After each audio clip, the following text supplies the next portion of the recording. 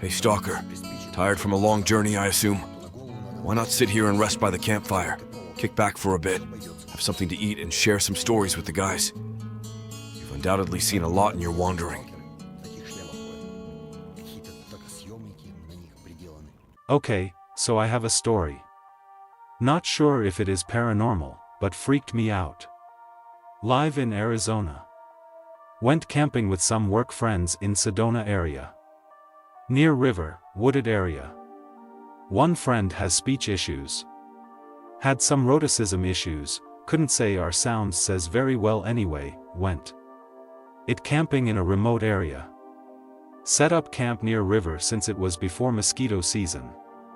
Rhoticism guy is quiet type, just sort of falls into background. Don't see much of him, everyone is running around exploring and swimming. Gets dark, things settle down. Rhoticism guy still not around, but no one is too worried. Grown arse man can take care of himself, not that late either. Getting darker, starting to worry. Rhoticism guy finally shows. Take seat by campfire, stares blankly into it. Ask if he is okay. Yes. Ask where he was. Says nothing.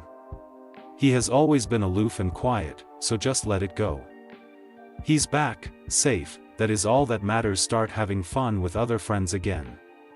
Forget about rhoticism guy, he just sort of slips into the background as always.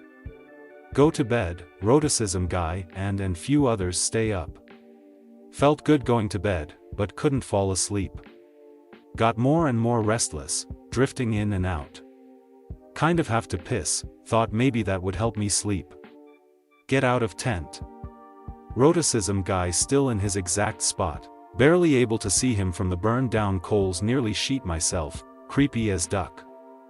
Duck, just can't describe it. He was sitting there, completely still, just looking at the coals. Rub hands together and put them near fire pit, like he was warming them with a big fire. Not sure what to ducking do. He turns and looks at me. Finally decide to say something. Maybe something freaked him out from when he disappeared. Maybe he saw a dead body or something and is now in a catatonic state. Start calming down. You okay? It is like 4 a.m. Suddenly stands up and starts talking. Acts cheery, but can't seem to put emotions behind it. Babbles on for a few moments about the sun coming up soon and getting another good hike in before having to leave. Wants to go for a hike with me. Like, right that damn second. Doesn't want anyone else to come or know where we are going. Doesn't want to me even change clothes or put on shoes. Gets more and more persistent. Suddenly, realize that he is pronouncing words perfectly. Rhoticism guy cannot say some words correctly for his life. This guy has not messed up a single word. Start freaking the duck out. Say that I am going to wake up others. Go towards the tents. Rattle them, yell to friends that it is time to get up. Never take eyes off of rhoticism guy. He sits down, returns to his pose of just staring at the coals. Most friends get up. Pretty pissed. No ducks are given about that are given. Say anything needed to keep them up. One guy beaches about the cold, talks about getting firewood. Rhoticism guy offers to join him. Oh duck, oh duck, oh duck. Don't know what to do. Try to lie to keep him still. Or just let friend go off with him and be thankful it is not me. Out rhoticism guy. Try retarded me. I volunteer to join them. Rhoticism guy stares at me for a moment. Might have been a glare, might have been just a calculating stare. Either way, I know that I saved my friend's life. Rhoticism guy follows us, slowly, just really ducking creepy. Like he didn't fit with us. Do not leave friend's side for a second, keep looking back at rhoticism guy. Friend gets the idea that something is up. He starts looking back at rhoticism guy too. Get the damn firewood, get back, never take eyes off of rhoticism guy again. Friend does same, he seems to get that rhoticism guy is acting weird. Just stares blankly. Doesn't talk unless spoken to. Will do out-of-place actions. Like, he'll kneel down and pull his shoe laces around, like he was pretending to tie them. All of the others return to sleep for a few hours. Once people wake up, no one but me and my friend notice that Roticism guy is weird. He will randomly talk to the others, trying to get them to go off alone with him. No one does since he was always so weird about it. He asked one guy if he wanted to go piss, for example. Roticism guy might be quiet but duck, he isn't that aspy. Keep close eye on him, make sure no one gets alone with him. Pack up, time to go. I'm driving. Once we get near Sedona, Roticism guy asks to be let out. Says he'll walk home. Ducker lives in Phoenix, 2-hour drive. Let him out, do not give any ducks, just want him out of the damn car. Others seem confused, but I don't care. He gets out, we drive off. Stare at him. He doesn't move, just twitches a little bit. Make turn, can't see him anymore. Immediately tell others what happened. Slightly scared that he'll jump out and start going gorilla on the car or some shit, but nothing. Others comment that he was being weird, but still don't agree with just leaving him. Can't seem to convey that he wasn't being weird. No one by the firewood friend believes me. He doesn't speak up much. Drop it. Back at work, Roticism guy doesn't show up for a few days. When he does get back, stays far away from me. Not sure what to do, but he seems to be back to normal. Doesn't offer to go to the bathroom with any more people anyway. Eventually talk to him. He's pissed at to why we just left him out there. Yell at him for being so damn creepy. And besides, he asked to be let out. More arguing about the facts until I get it. He claims that I took him to show him something on the first day. Walked for hours, then I disappeared. He was lost in the woods the entire damn time. That was not Roticism guy that spent the night with us. Never speak of it again, never tell Roticism guy my side of the story. My grandpa always taught me to fear rainy days. He would tell me these stories about Red Vark, the local maximum security prison. He would tell me about the violent criminals and the deeds they did to end up there. He would explain to me how some of these men were so dangerous that they couldn't be trusted to live in normal jail cells, that they needed to be chained to the stone walls. My grandpa would tell me about rainy days and stormy nights, how the rain would weaken the stone, and how these men could pull the chains right out of the wall if the weather was bad enough. He showed me newspaper clippings of escapees. There was always a handful per year.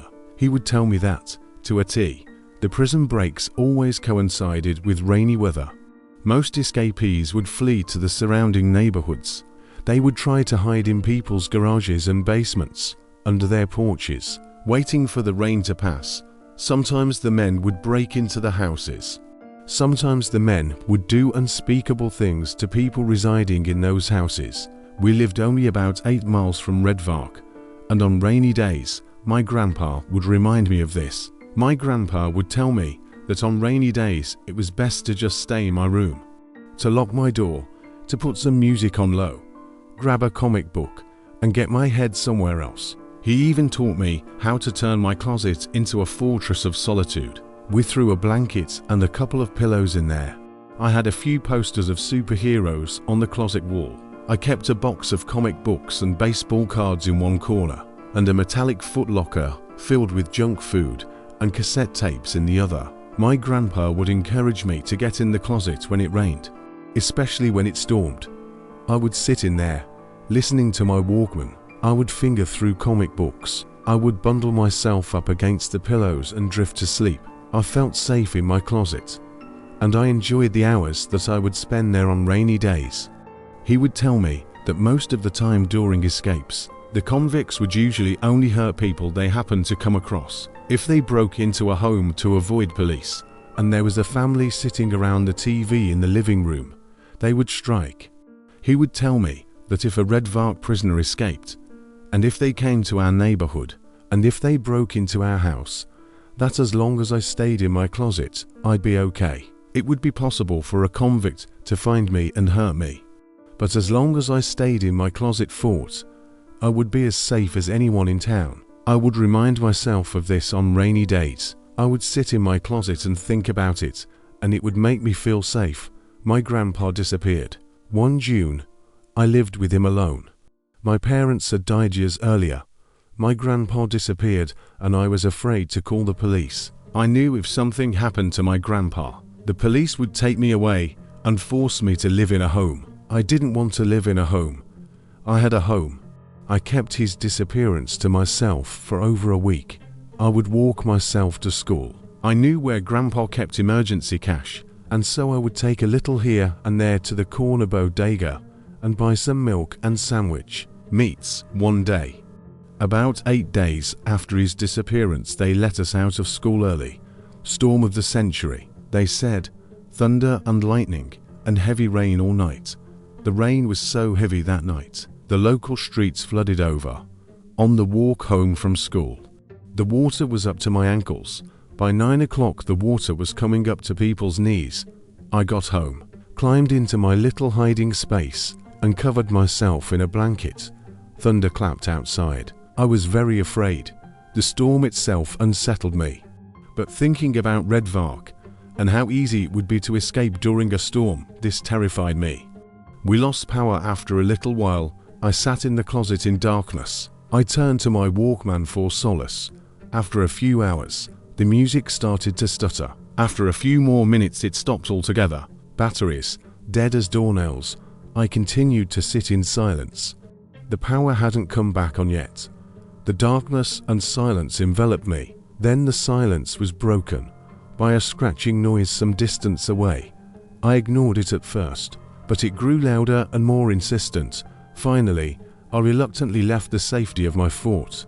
In the upstairs hallway, I stopped and listened. The noise was clearly coming from downstairs. I descended the stairs, my heart pounding in my chest. I got to the kitchen and stopped to listen again. The noise still sounded as if it were coming from below me. We had no basement, so the fact that the noises were coming from beneath me was unsettling. There were more noises now, too, not just the scraping. I thought I heard moaning. I crouched low to the floor, listening. The noises got louder as I entered the living room, louder still as I entered the main corridor. I stopped on a throw rug at the end of the hallway. The noises were at their loudest here, below me. I pulled the throw rug away and saw a trapdoor. It must have led to a basement or crawl space. I had no idea it existed. I had no idea there was anything under that rug. I wondered why it was padlocked. I grabbed a ring of old keys that hung on a hook in the mudroom. I tried the keys in the padlock, one after another. The fourth key slid into the lock like a base runner sliding into. Something pounded against the bottom of the trapdoor. Thwop, thwop. It was followed by muffled voices. Allo. Ebby day. I could barely make out the voices. Thwop. Help us. I understood that. I turned the key and lifted up the trapdoor. I understood that. I turned the key and lifted up the trapdoor. The worst smell I've ever known wafted up and hit me in the chest. I instantly heard women crying and a man's voice sobbing. And then another. Water. Please, we need water. The next few days were a whirlwind. Police, media, and gawkers descended on the house. Our small town in Arizona has so much excitement. The news of a homegrown serial killer sent an electric jolt through the populace. The media was relentless. The police had a million questions. Where is your grandfather? I don't know. Did you know what he was doing? Did you help him hide his secret? No, I'd said. No, never. Did you help your grandfather bury the bodies in the backyard? No. You must have helped. They'd said. No. You must have helped. An old man like that wouldn't be able to dig in Arizona clay all by himself. What? He'd wait for it to rain.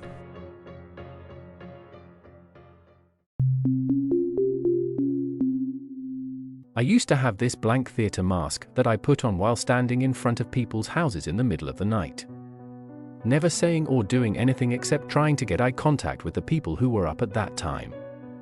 Sometimes I used to get a scared face or startled scream, but mostly I went unnoticed. Carefulness was important, so I only went out at random dates in different neighborhoods.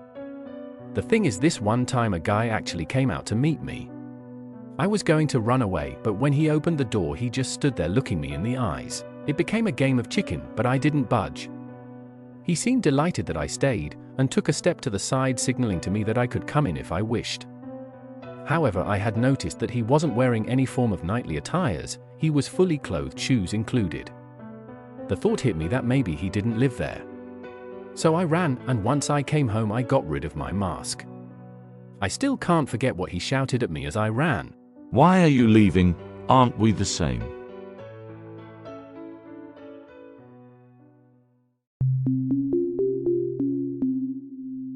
Be Me, 16. Urban exploration with a QT 3.1 for friend. Find this really small, two-story house. Dilapidated as duck. Doors are boarded up. Windows are boarded up. See small window that leads into basement. We're both thin framed enough to slide in. Basement must be bigger than first floor. Hobo caught in the corner, porn mags, canned food and all. Should we leave, Anon?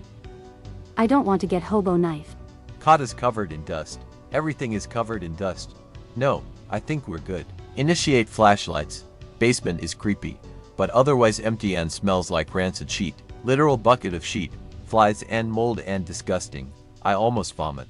We go up the stairs into the house. Inside of house isn't dusty, but is dark. Explore all like 700 square feet. Living room, kitchen combo, bathroom, that's it. Bathroom is locked really tightly. Whatever. Living room looks really nice for an abandoned house.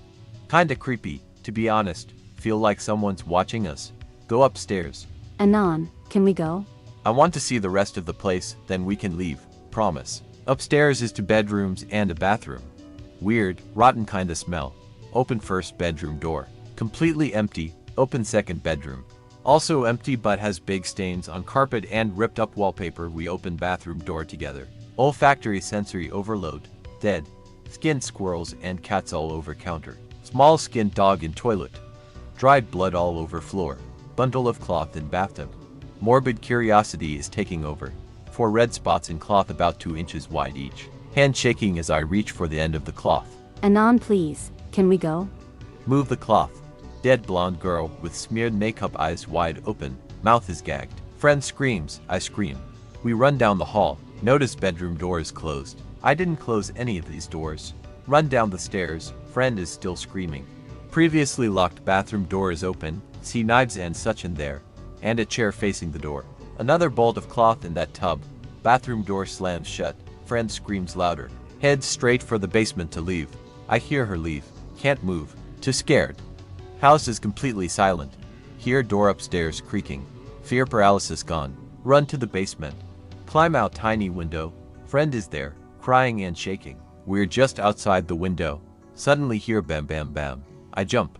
She jumps and screams. Tiny window is suddenly boarded up. Nope.jpg. We run back to her car in the driveway. There's a folded up note under the wiper. I grab it on my way to the passenger seat. We start driving home. I open note. We've seen your faces. Call the police and we will come for you. I scream. She sees note. Breaks down crying. Never told anyone before. Not making this up. Stay the duck out of San Antonio. Seriously.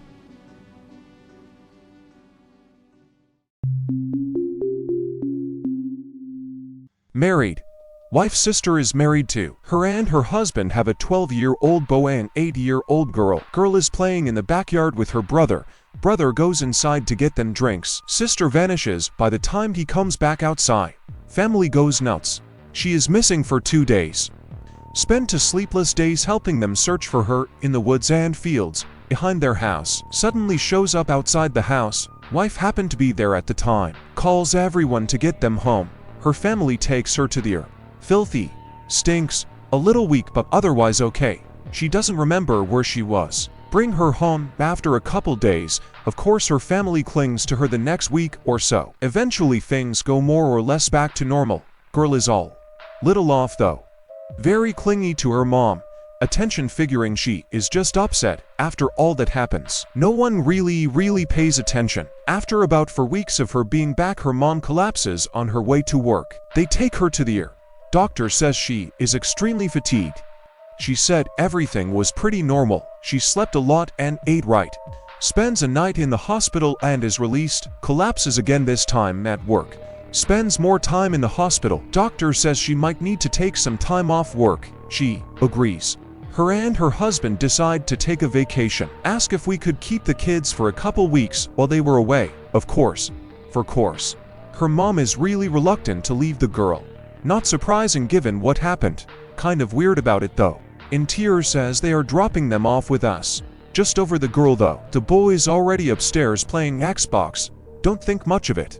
Couple days pass. Girl is a little strange. Doesn't want to play games with us or watch movies with her brother. Just kind hangs out with my wife. Not doing really anything, just sitting with her. Write it off given what happened. Her mom is calling sometimes 10 times a day. Sometimes screaming and crying to talk to her. Brother-in-law apologizes for her bothering us at all hours of the night. After a couple more days, brother-in-law calls, says she is really sick, throwing up. Thinks she probably ate something bad and they'll likely cut the trip short and come home as soon as she is feeling a little better. Mentions they haven't done anything anyway because she just stays in the hotel room crying to go home to their daughter. Calls back the next day, says she felt a little better and they were going to go ahead and stay until their original flight home. Late in the second week with the kids, wife is coming in from the garden, staggers a little, falls to her knee. Made sure she was alright and asked if she wanted to go to the doctor or something. She said she just felt a little lightheaded and was fine. Insists she spends some time in bed. Little girl wants to sit in the bedroom with her. Explains she isn't feeling well and needs some rest. Kid is rather hateful about it. Whatever. Made the little sheet spend the night downstairs watching cartoons and sheet with her brother and I. Wife slept for hours. Wife slant. Wife spends the rest of the week not feeling so great, always a little dizzy. Brother and sister-in-law finally come home, pick up their kids, happy to see them go. Wife cries, hey, it's not like we can't see whenever we want. She is really weird about it, spends most of the night crying. Next day, wife is insane, wants to call off work and go to her sister's house, totally not like her. Things get to the point, I physically restrain her to keep her from going over there. Tell her she has been feeling crappy the last few days and needs to spend some time relaxing. All evening. Night we fight and bicker about it. Next day she wakes up. She wants to call off again. You feel good enough to go over there, why don't you just go to work and then visit them on the way home? She agrees. We go to work. We work in the same building. She ends up getting sick and throws up. We go home together. She is shaking and can't keep anything down. We go to the hospital. Doctor says she is showing symptoms of withdrawal and asked if she drank heavily. Never drank before. They drug test her. Nothing. She has a really rough night. Feels a lot better the next day. Wife's sister gets sick again. Collapses one evening after work. Hit her head on the edge of the kitchen table. Spends several days in the hospital. Little Bo wakes his dad up one night while she is in the hospital. Said the little girl got out of bed and went downstairs. Brother-in-law freaks out and begins searching for her. She is laying in the yard freezing. He immediately takes her to the ER. She spends a couple days in the hospital with her mom. Eats like a moose, peels. Perks right up after a couple days. Vaguely remembers the past month or so. Acts totally normal from then on. Her mom stops getting sick. Wife is around her without getting sick. She plays games with me and her brother when they're over. I don't think it was their daughter that came back the first time. I wouldn't venture to guess what it was. But it did something to her mom and my wife while it was around them. It made them sick. We created some sort of dependence on it. Scares the hell out of me.